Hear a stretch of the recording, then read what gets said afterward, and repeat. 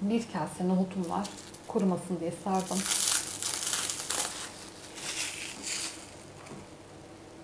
Blender'ıma aktarıyorum bunu. Şöyle bir miktar su var. 2 parmak eksik kavanozdan. Bunu da ilave ediyorum. Şöyle bir ölçek fisilyum katıyorum. Karnıyarık otu tozu diye geçiyor. Lif oranı çok yüksek, sindirime yardımcı oluyor ve bir sürü de daha faydası var.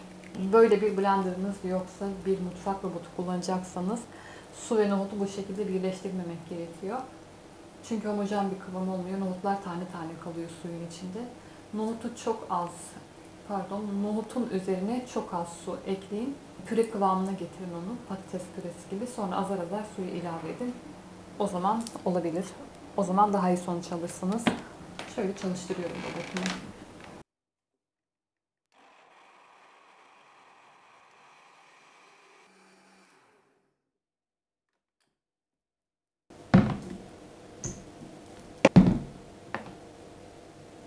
Şöyle bir kıvam.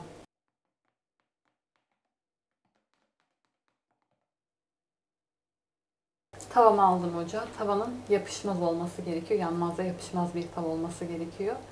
Kullandığım kepçe küçük boy. Ateş şu an ocak kapalı. Kıvamını şurada göstereceğim bir kez daha.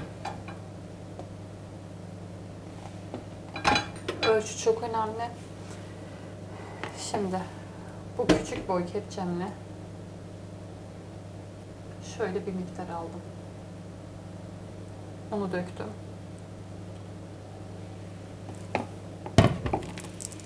İnce bir pankek gibi duruyor şu an. Şöyle.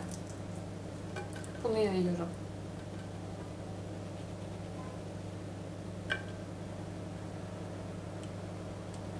Krep gibi kalın da değil. Tavanın dibi daha şeffaf oluyor bazen. Öyle de değil. Arkadaki orta gözde kısık ateşte pişireceğim. Ocağımı yakıyorum ve kıstım. Böyle pişecek. Aksi durumda yanıyor.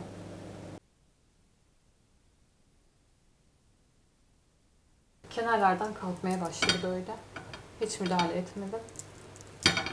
Şu kısım hala yapışık durumda. Şöyle. Şimdi devamını nasıl yapacağız? Ocağımı kapatıyorum. Şunu bir tabağa alayım.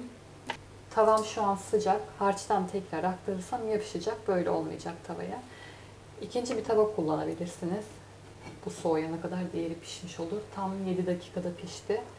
Ya da suya tutabilirsiniz ama kaplaması zarar görebilir. Üst kısmı değil, şöyle biraz alt kısmı suyum kireçli olduğu için böyle çirkin gözüküyor ama pis değil. Bu kısımdan suya tutuyorum şimdi ve ön tarafa soğuması gerekiyor. Çok soğuk olacak. Açıyorum suyu ve tutuyorum şimdi. Kaplaması zarar görür mü bilmiyorum ama önlem almak için böyle tersten yıkadım, soğuttum. Şu an şöyle dokunuyorum ve soğuk tavam. Su olduğu zaman böyle ayrılıyor. Şöyle kıstım hemen. Bu biraz ayrıldı. Su gelen yerleri siliyorum.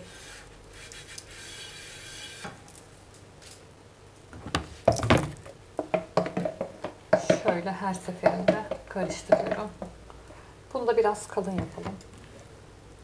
Şöyle dökeceğim.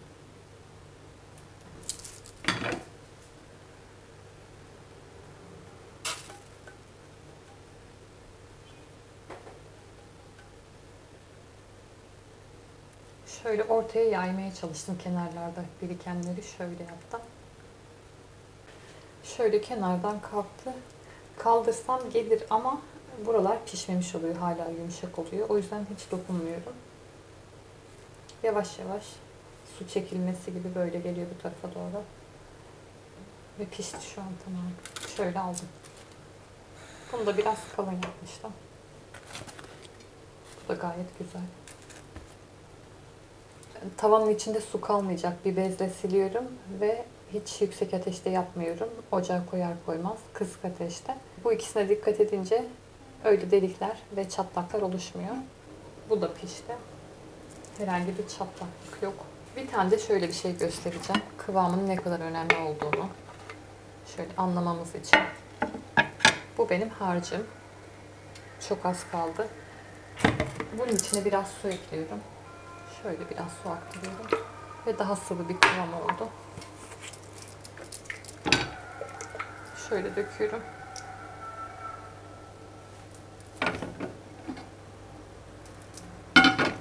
Hatta biraz daha. Hepsini dökeyim. Bunu nasıl olmadığını, olmayacağını göstermek için pişiriyorum. Yani sonuç yok bunda. Olmayacak o. Bunlar bir kepçe olarak koyduklarım. Bunlar yarım kepçe olarak yaptıklarım. Bu şekilde. Su değdiği için çatlayanlar. Zaten bölüyoruz yaparken, çatlamasında problem yok. Şöyle. Bu da ilk yaptığım ince olan, yine su değdiği için. Ben ince olanları seviyorum. Neden bilmiyorum ama. İki şekilde de göstermek istedim. Lezzet olarak ikisi de aynı oluyor. Ve çıtırlığını göstereceğim. Bir kepçeyle yaptım.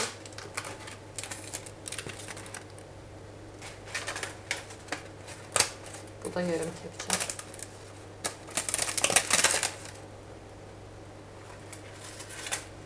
Boyutları biraz küçük market güllaçlarına göre, çünkü tava büyük değil. Verdiğim ölçülerden 100 gram güllaç yaprağı çıkıyor. Güllaç yapmayacağım. Tarif isteyen olursa yorumlar kısmına yazabilirim tarifi. Ya da açıklamalar kısmına da ekleyebilirim. Söylediğim gibi kıvam ve pişirme şekli çok önemli. Bunlara dikkat edince mis gibi güllaçlarımız oluyor. Tariflerimi beğenmeyi ve paylaşmayı unutmayın lütfen. Hoşça kalın. Bunu da yine son halini göstereceğim, ekleyeceğim videoya. Biraz daha pişsin. Ölçü tam olmayınca böyle oluyor. Börek gibi biraz.